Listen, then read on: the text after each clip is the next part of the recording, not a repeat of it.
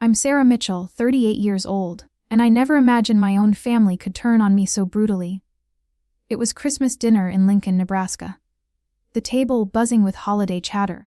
I'd spent hours preparing, my hands still aching from work I'd poured into keeping this family afloat. Then my dad's voice sliced through the noise. "You are just a burden. We want to live without you. Get out right now." The words hit like a slap. My mom sat there giggling, swirling her wine glass, not saying a word. My sister stared at her plate, avoiding my eyes. The guests froze, forks hovering. My chest burned, but I didn't let a tear fall. I stood, grabbed my coat, and walked out into the biting Nebraska night. My steps steady despite the chaos in my heart. I could hear whispers behind me, but I didn't look back. I'd given everything, my dreams, my savings for them, and this was their thanks. Have you ever been betrayed by the ones you love most? Share your story in the comments. Tell me where you're watching from and hit subscribe to see how I turn the tables. The next morning, I pulled into Mark's driveway in Lincoln, my suitcase rattling in the trunk. Mark, my boyfriend, opened the door before I could knock, his eyes soft with concern. "You okay?" he asked, pulling me into a hug. I nodded, but my throat tightened. I hadn't slept, the sting of my dad's words still raw. Inside his small living room felt like a sanctuary, far from that Christmas dinner table. I set my laptop on his kitchen counter, hands trembling, and logged into my bank account. I needed to know where I stood after walking away. The screen loaded and my heart sank. The joint account I shared with my sister, meant for family bills, was down thousands of dollars. I scrolled through the transactions, my pulse racing there. It was multiple transfers, each labeled Rachel's boutique project. My sister had funneled over $10,000 into some failed fashion venture without a word to me. I managed that account, but I'd been too busy paying the family's electric, water, and mortgage bills, nearly $2,000 a month, to check it closely. She'd counted on that. I leaned back, my breath catching. Years ago, I'd poured my heart into my graphic design studio, building it from nothing. Clients loved my work. I was booked months out. But when my dad's medical bills piled up and my sister's freelance gigs dried up, I sold the studio to keep the family afloat. I paid for everything, their heat, their water, even the roof over their heads, while they treated me like an ATM. No thank you, no acknowledgement, just demands. Last night proved it. My dad calling me a burden, my mom giggling over her wine, my sister silent. I'd sacrificed my dream for them, and they didn't care. I opened another tab, pulling up the auto payment portal for the family's utilities. My finger hovered over the screen. I thought of my dad's voice, sharp and cold. "We want to live without you." Fine, I thought. Let's see how they manage. I clicked into the electric company's site first. With one tap, I counted the monthly payment tied to my card. The water bill was nexted, then the mortgage, the one I'd been covering since my dad's surgery, left them strapped. I hit delete on the autodraft, my hands steady now, a weight lifted like I'd finally exhaled after holding my breath for years. Mark watched me from across the counter, stirring his coffee. "You sure about this?" he asked, his voice calm but searching. I met his gaze, my jaw tight. "They made their choice," I said. "Now I'm making mine." I closed the laptop, the screen going dark. For the first time in years, I felt a spark of control. My family thought they could push me out and keep cashing my checks. They were about to learn how wrong they were. Mark set his mug down, leaning closer. "You don't have to go through this alone," he said. I nodded, grateful, but my mind was already racing. I'd given up my studio, my savings, my life for them. No more. I pulled out my phone, checking job boards for freelance design gigs. I needed to rebuild, and I wasn't waiting for their apologies. My sister's betrayal stung deepest. She'd taken my money, my trust, and said nothing while our dad threw me out. I wasn't just cutting their bills. I was cutting them out of my future. I stood pacing Mark's kitchen, my resolve hardening. The family's house. Their lights, their water, it was all on them now. I'd spent years carrying their weight, believing it was my duty. But duty doesn't mean being used. I glanced at my phone again. A new email popping up. A potential client.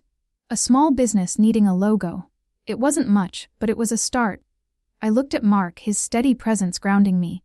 "I'm done being their safety net," I said, my voice firm. He nodded, a small smile breaking through. I turned back to my laptop, ready to take the next step. 2 days later, I sat on Mark's couch, my mind still reeling. Mark sat beside me, his hand resting on mine. "Talk to me," he said, his voice steady. I let it spill, the betrayal, the years of paying their bills, the way my sister stayed silent, while I was humiliated. My voice cracked, but I kept going, the weight of it all pouring out. "I gave up everything for them," I said. "And they called me a burden." Mark leaned forward, his eyes serious. "You know, I had a friend back in college," he started. His parents leaned on him for money, used his savings for their debts, then blamed him when things went south. He kept giving, thinking it had earned their respect. It didn't. He only got his life back when he stopped. He paused, looking at me. "You deserve better, Sarah. Set your boundaries now or they'll keep taking." His words hit hard like a door swinging open. I'd been trapped in their cycle too long. Always the one to fix things, to pay up, to sacrifice. I grabbed my laptop, my resolve sharpening. The auto payment portal was still open from when I had canceled the main bills. There were smaller ones, left, internet, phone, even my dad's car insurance, all tied to my account. I logged in, my fingers, moving fast. One by one, I shut them down. Click, click, click. Each cancellation felt like cutting a chain. The phone bill was last. I hesitated, then hit confirm. No going back. They wanted to live without me. They could start now. My phone buzzed. My dad's number flashing. I braced myself and answered. "Sarah, what's going on?" he barked, his voice sharp. "The lights are out. The water's off. What did you do?" I gripped the phone. My heart pounding, but my voice steady. "You said I was a burden, Dad. You told me to get out." "I'm just giving you what you wanted," he sputtered. "You're overreacting. Turn it all back on now." Overreacting, the word stung, but I didn't flinch. "You chose this," I said, my tone cold. "You don't get to demand my help anymore." I hung up before he could respond, my hands shaking, but my mind clear. Mark nodded from across the room, a quiet pride in his eyes. I opened my laptop again, this time to job boards. My graphic design studio was gone, but I still had my skills. I scrolled through listings, logos, branding, website mock-ups. A local coffee shop needed a menu redesign. A startup wanted a full brand package. My fingers hovered over the keyboard, a flicker of excitement cutting through the anger. I drafted an email to the coffee shop attaching my portfolio. It was small, but it was mine. I wasn't just cutting ties with my family. I was building something new. Mark brought me a coffee, setting it on the table. "You're stronger than they'll ever know," he said. I managed a small smile, the first in days. My sister's betrayal. My dad's demands, they couldn't touch me here. I sent another email, this time to the startup. My confidence growing. A week later, my phone lit up with my sister's name. I was in kitchen sipping coffee, trying to focus on a logo sketch for a new client. I hesitated, then answered. Rachel's voice came through sharp and accusing. "You're so selfish, Sarah," she spat. "You cut us off without a word. Do you know what you're doing to Mom and Dad?" I clenched my jaw. Her words sparking anger. "Selfish. After everything I'd given Rachel," I said, my voice low. "I know about the money. The 10,000 siphoned off for your failed fashion project. You thought I wouldn't notice." Silence hung on the line. Then she scoffed. "You're making this about me. Typical." I could hear her typing, probably already spinning her story. "You took my trust," I said. "You don't get to lecture me." I hung up, my pulse hammering. 2 days later, my mom showed up at Mark's door. Mark let her in, his face, tense but polite. Susan stood in the living room, her hands twisting together.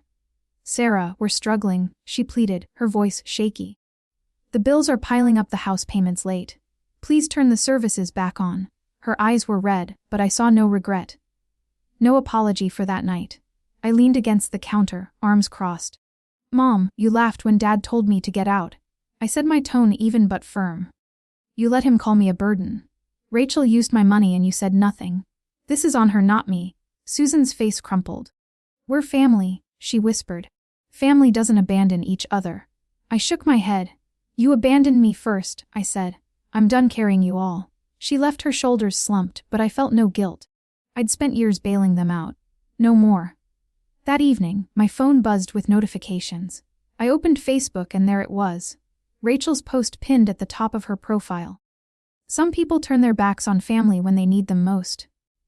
It read, Sarah Mitchell thinks she's better than us, leaving her parents and sister to struggle.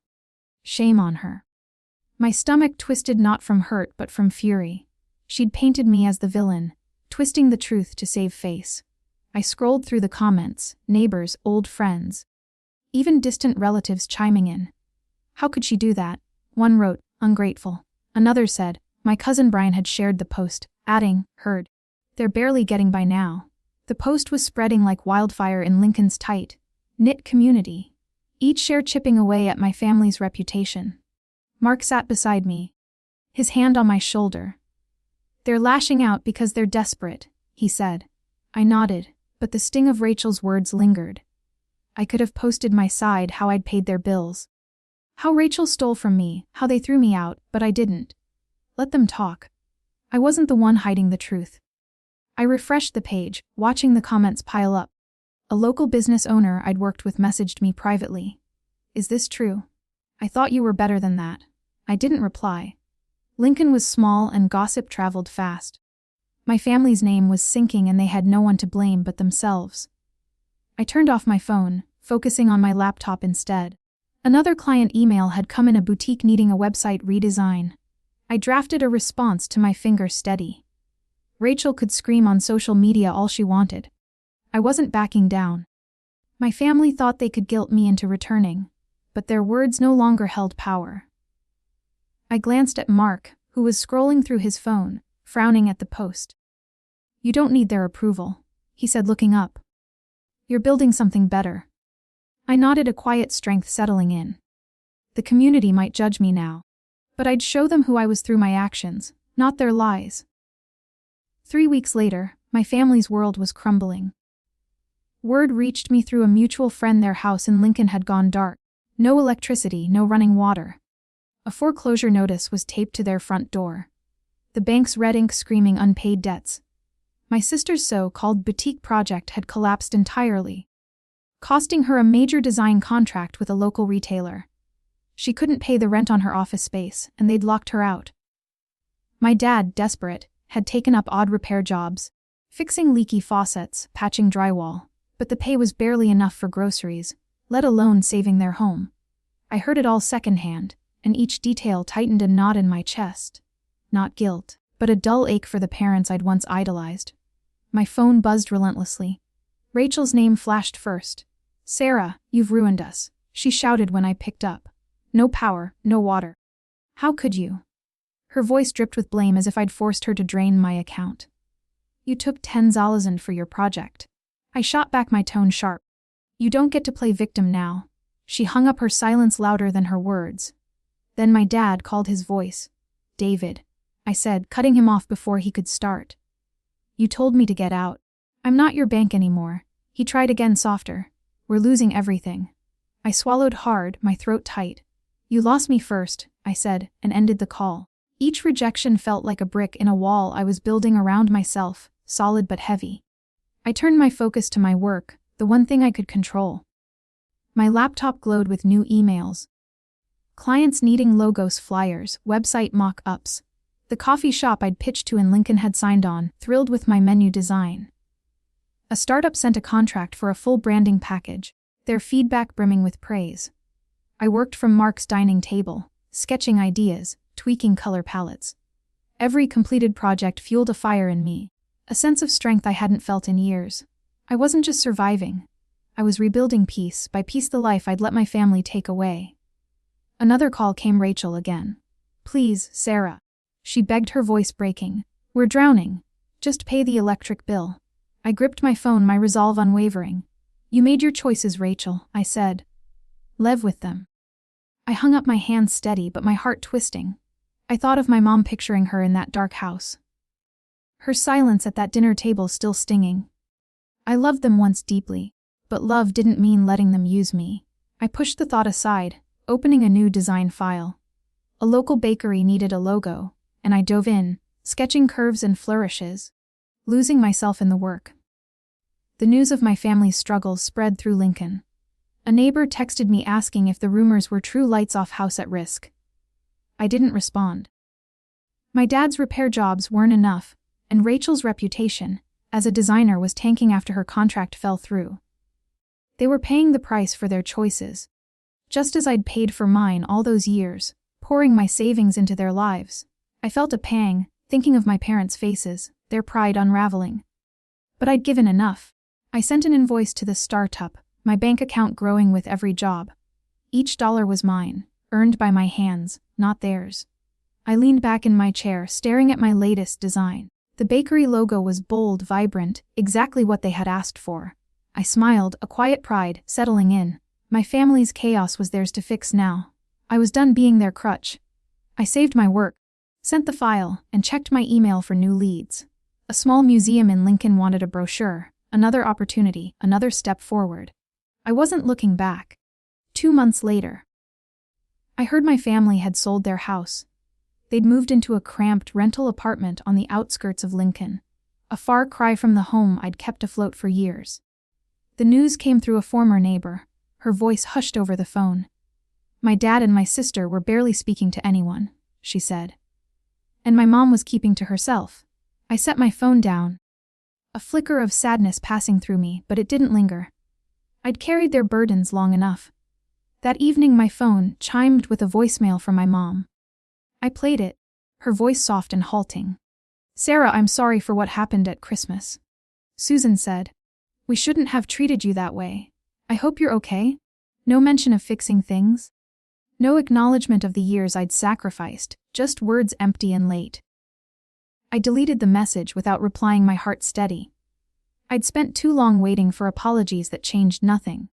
My focus was elsewhere now, on myself, on my future. I'd been pouring my energy into rebuilding my career. After weeks of freelance gigs, I took a leap and rented a small office space downtown, a corner unit with enough room for a desk and my design tools.